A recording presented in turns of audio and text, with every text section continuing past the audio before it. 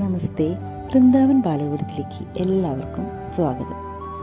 ഇന്ന് ധനുമാസത്തിലെ ആദ്യത്തെ ബുധനാഴ്ച കുചേല ദിനമായി ആചരിക്കുന്നു.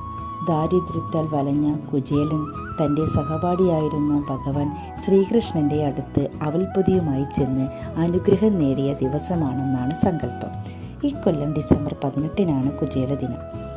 എല്ലാ മലയാള മാസത്തിലും ഏകാദശി, ചിങ്ങത്തിലെ അഷ്ടമി രോഹിണി, ധനുമാസത്തിലെ ആദ്യത്തെ ബുധനാഴ്ച, മുപ്പട്ട് വ്യാഴാഴ്ച തുടങ്ങിയ ദിനങ്ങൾ ഭഗവാൻ മഹാവിഷ്ണുവിന് ഏറ്റവും കൂടുതൽ സവിശേഷമായ ദിനങ്ങളാണ്. ഈ ദിനങ്ങളിൽ നാമജപത്തോടെ ഭഗവാനെ ഭജിക്കുന്നത് ഇരട്ടി ഫലദായകമാണെന്നാണ് വിശ്വാസം. കുചേല ദിനത്തിൽ മഹാവിഷ്ണു ക്ഷേത്ര ദർശനം നടത്തി വഴിപാടായി അവൽപ്പൊതി സമർപ്പിച്ചാൽ ദാരിദ്ര്യ ദുഃഖങ്ങൾ നീങ്ങും എന്നാണ് വിശ്വാസം. യാതൊന്നും ആഗ്രഹിക്കാതെ ഭക്തിയോടെ അവൽക്കിഴി സമർപ്പിക്കാൻ കുചേലനു നൽകിയതുപോലെ ഭഗവാൻ സർവ്വ ഐശ്വര്യങ്ങളും പ്രദാനം ചെയ്യും എന്നാണ് പറയപ്പെടുന്നത്. കുചേല ദിനത്തിൽ ഗുരുവായൂരിലെ വിശേഷ വഴിപാടാണ് അവിൽ നിവേദ്യം.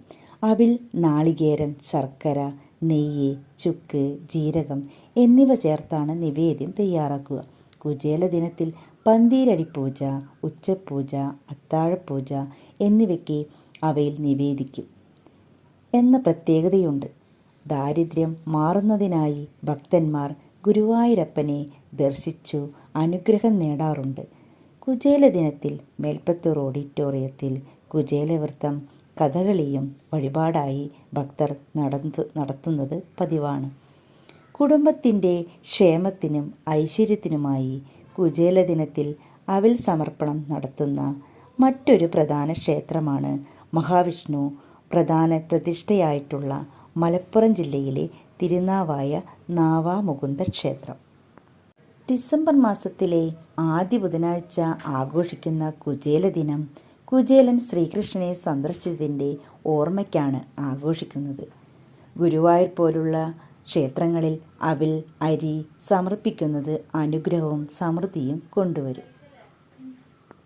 ഭഗവാൻ ശ്രീകൃഷ്ണൻ സുദാമയ്ക്ക് സകല സൗഭാഗ്യങ്ങളും വാരിച്ചൊരിഞ്ഞ ദിവസം.